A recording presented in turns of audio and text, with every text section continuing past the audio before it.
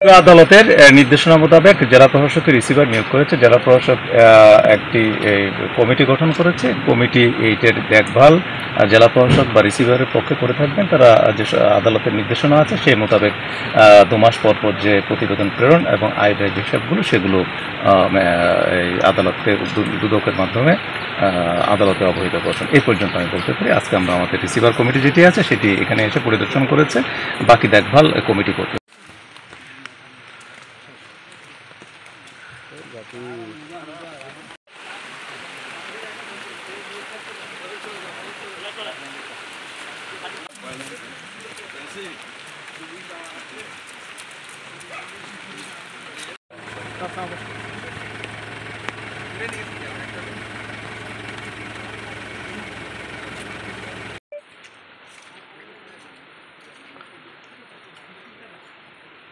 নগদের কাছে সব গ্রাহকই প্রিয়, তাই তো সারা দেশে ক্যাশ আউট চার্জ সবচেয়ে কম।